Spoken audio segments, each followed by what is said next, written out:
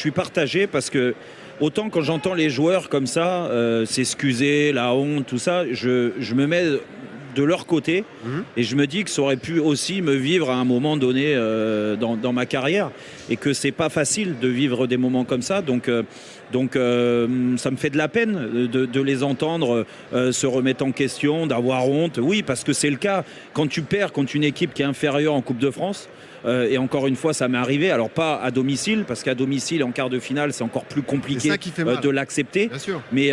Mais ça peut arriver, et ça peut arriver à tout le monde.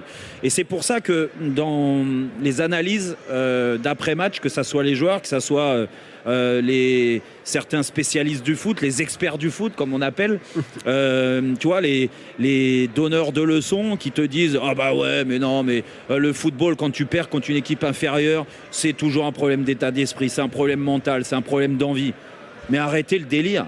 Déjà, le football se gagne pas avec l'envie, le mental se gagne avec de la technique.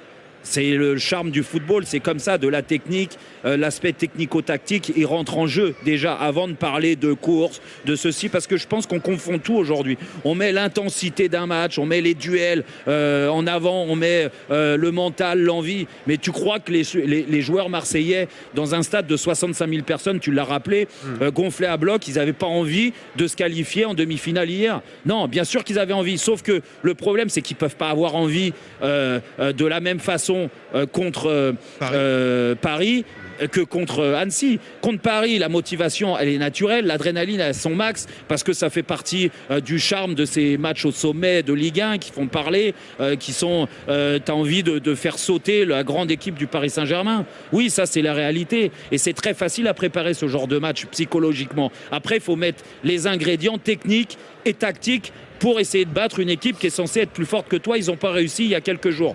Mais contre Annecy, c'est complètement différent. Et en plus, le début de match me donne raison par rapport à ce que je dis. Tu mets le score, hein. C'est que la première mi-temps, franchement, elle est cohérente de l'Olympique de Marseille. Ils mènent au score.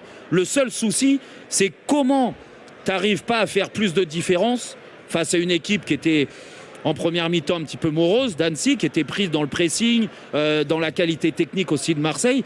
Mais le problème, c'est que les manques de Marseille depuis le début de saison, ce que je mets en avant d'un point de vue technique de la part de certains joueurs et d'un point de vue tactique de la part de Tudor, mais on les a vus éclater, encore une fois, sur la première mi-temps parce qu'ils prennent qu'un but d'avance, et surtout sur la deuxième, où quand Marseille a une baisse physique, on voit beaucoup de manques technique dans cette équipe, de créativité, c'est la réalité.